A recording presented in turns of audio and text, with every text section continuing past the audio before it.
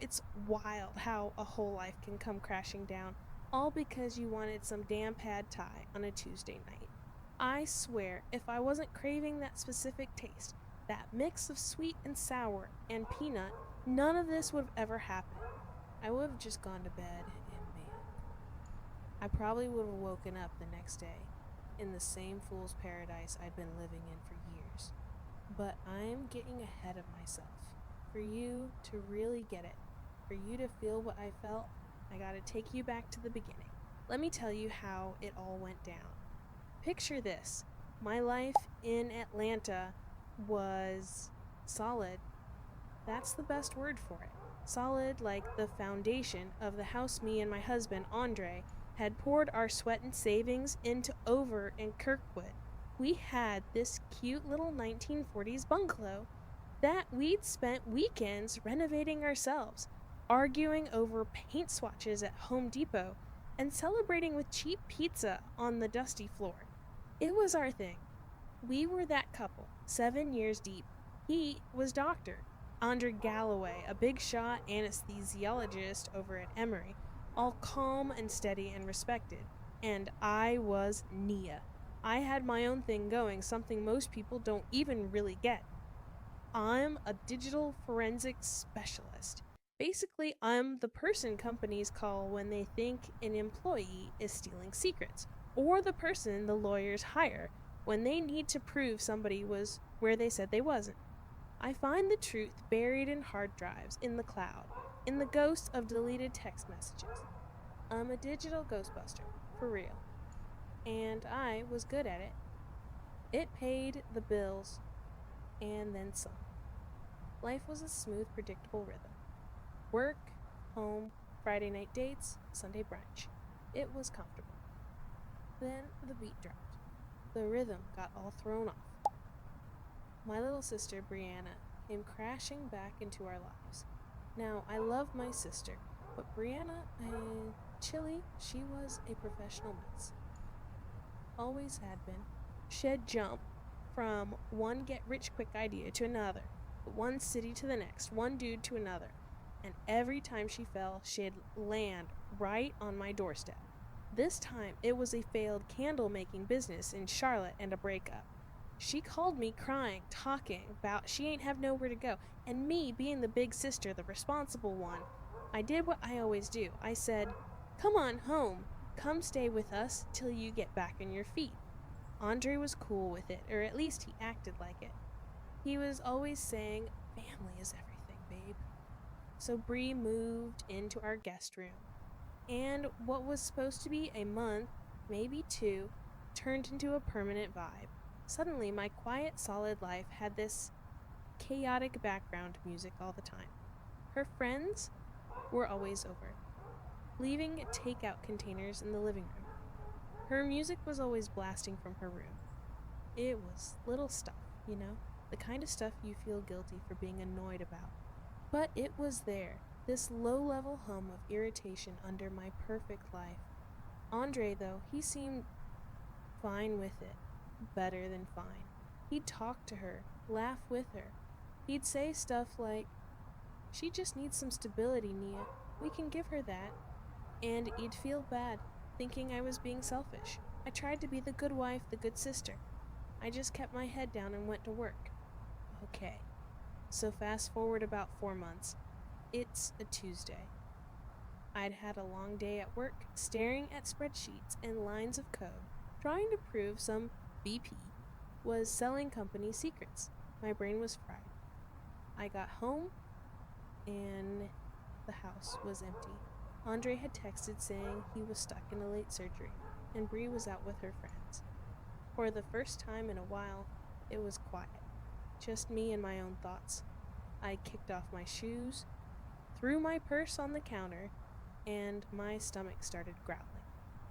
All I could think about was this little Thai spot we loved over on Hosea Williams Drive. I went to grab my laptop from my work bag, but the battery was dead. I saw Andres' MacBook sitting right there on the kitchen island, gleaming under the track lighting. I ain't think nothing of it. I grabbed it, flipped it open to order some food on Uber Eats. And that's when it happened. The screen woke up and his email was just open, right there. An email from him to her. To Brianna, the subject line was just one word: tonight. My heart did this weird little stutter step. I told myself, don't be crazy, Nia. It's probably about dinner plans, or maybe he's helping her with a resume or something. My finger, though, it had a mind of its own. It just moved the trackpad, and I clicked. Listen, I've seen some things in my line of work. I've read messages that would make your hair stand on end, but nothing prepares you for seeing your own life laid out in a lie. It wasn't just one email. It was a whole thread, a whole damn novel, going back not just months, but years before she even moved in with us. Emails talking about meeting up when he was supposed to be at a conference in Chicago. Emails with pictures. Pictures of them in hotel rooms that looked way too familiar. Like the W in Midtown he told me his department had booked for him. They talked about me, about how I was so focused on my career, so predictable, how he felt alive with her. They called me reliable, like I was a damn Toyota Camry. And right there, in black and white, he wrote, I can't wait to be done with this charade. I'm telling you, Bree, once we get our finances straight, I'm gonna tell her. We can finally be together, for real. And her reply from just a few hours before was, I know, baby. Just be patient. We're almost there. My whole body went cold. It was like the sound in the room just got sucked out. I couldn't breathe. The smell of the lemon cleaner I'd used on the counters that morning suddenly made me want to throw up. My first instinct was to throw that laptop across the room, to shatter it into a million pieces. My second was to call my mom, to call my best friend, to just scream. But then, something else kicked in. It was the part of me that I use at work. The calm, methodical part. The part that doesn't get emotional. The part that sees a piece of data and thinks, how do I preserve this? How do I use this? I didn't scream. I didn't cry. I took a deep breath, and it felt like I was breathing in shards of glass. I took my iPhone out of my pocket, my hand shaking just a little bit, and I took a picture of the screen, then another and another. I scrolled up, snapping pictures of every single damning word. Then I went into his sent folder. I went into his trash. I was a machine. I documented everything. Then I forwarded the entire email chain to a new secret email address I created right then and there. An anonymous ProtonMail account. I named it Casefile 734. And when I was done, I cleared the browser history, closed the lid of the laptop, and placed it back exactly where I found it. I sat there in the dark of my own kitchen, and the only sound was the hum of the refrigerator. The hunger for Thai food was gone. A different kind of hunger had taken its place. I wasn't the heartbroken wife no more. Nah. In that moment, I became the lead investigator on my own damn case, and I was gonna find every last bit of the truth. The next 6 months, I swear, I deserve an Oscar. On the outside, I was the same me. I kissed my husband good morning. I asked my sister how her job search was going. I cooked dinners, I went to family functions. I smiled and laughed in all the right places. I was playing a role, and my life depended on the performance. But on the inside, late at night, when they were both asleep, a whole other Nia came to life. My home office, the one Andre helped me set up, became my war room. I was meticulous. I was patient. I was building a fortress of facts, brick by digital brick. My work skills, the very thing they mocked me for, became my superpower. He thought I was just a nerd who made good money. He had no idea he was sleeping next to his own personal NSA. I started with the finances. We had a joint account for bills, but we both had our own credit cards. His was a Chase Sapphire Reserve. I ain't have the password, but I ain't need it. I just went on the main banking portal, clicked Forgot Password, and had the reset link sent to our joint email. He never checked it. That was my job. 5 minutes later, I was in. And Chile, it was a gold mine. And talking charges for dinners at places he told me he was grabbing a quick bite at the hospital cafeteria. 2 entrees, 2 glasses of wine. I cross-referenced the dates with his work schedule. Late surgery turned out to be a 7:30 p.m. reservation at Bacchanalia, covering a shift for a colleague who was a weekend stay at the St. Regis in Buckhead. I downloaded 2 years worth of statements. Every charge, every date, every location went into a spreadsheet, brick by brick. Then I moved on to location data. This was my specialty. People think they so slick with their phones, but your phone is a snitch. It is always telling on you. Andre had his Google location history turned on. Probably ain't even know it. I logged into his Gmail. It had his password for years, for emergencies, he said. And there it was, a beautiful detailed map of his lives. Pings at Brianna's new apartment complex in Decatur on Tuesday and Thursday afternoons, when he was supposed to be at the gym. A little red dot showing him at a jewelry store in Phipps Plaza the week before her birthday. I took screenshots of everything. Timestamps, addresses, duration of stay. It was all there. The spreadsheet got a new tab. Geographic corroboration. I'm telling you, I was building a case the damn FBI would be proud of. They got bold, though. That's what happens when people think they're getting away with something. They start taking bigger risks. They started using my own mama as an alibi. Brianna would call my mom and be like, hey, me and Andre are going to meet up for lunch to plan a big anniversary surprise for Nia. So don't tell her. My mom, bless her heart, would eat it up. She'd call me later, all giddy, saying, Andre loves you so much. He's planning something special with your sister. And I'd have to sit there on the phone, my stomach in knots, and be like, oh wow, that's so sweet, Ma. Meanwhile, I got a credit card alert on my phone for a charge at a boutique hotel in Midtown. They wasn't just lying to me, they were turning my own family into props in their little play. That's when the hurt started to harden into something else, something cold and sharp. I knew I couldn't live like this forever. The stress was eating me alive.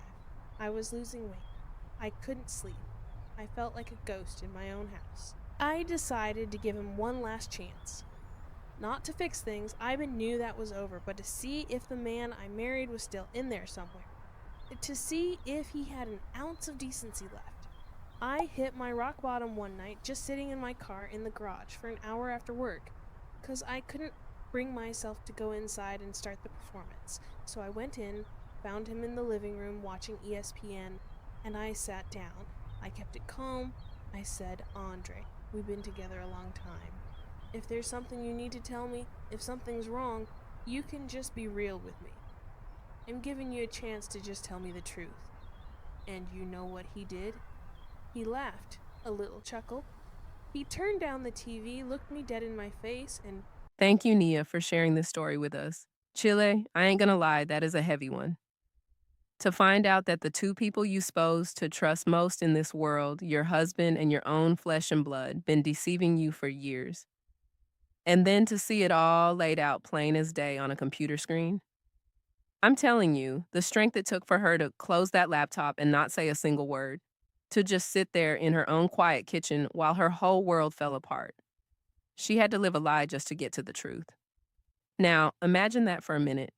Now look, there are some powerful lessons in here for all of us, for real. The first one is about using the skills you already got.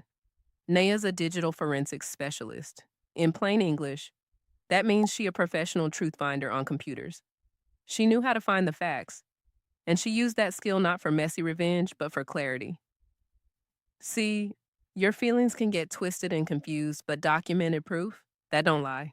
The mistake folks stay making is letting that first wave of hurt and anger make all the decisions for them. You lose control that way. Nia showed us the power of patience. If I had to break this down for somebody going through something similar, I'd say this. Don't you let nobody rush your process. Get your house in order, get your proof in order before you even open your mouth to make a move. And let me tell y'all, when she gave him that one last chance to be a man, to just be honest, and he laughed at her, oh, that wasn't just a denial. That was him showing her exactly who he was. A simple rule to remember is this. When people show you their true colors, don't try to paint a different picture. You just believe them the first time. Seriously. People be thinking they so slick, but the truth always got a way of coming home to roost. Nia, you done showed everybody what it means to have grace and dignity in the face of the deepest disrespect. You took control back and you stood firm in your own power. And that is a beautiful thing to see. If this story gave you something to think about, go ahead and subscribe and hit that thumbs up, because it really does help the channel reach more folks who need to hear these stories. Let me know in the comments which city or state y'all watching from. I love seeing where our community is. And right now on the screen, you're going to see other videos from the channel. Click one and let's keep going.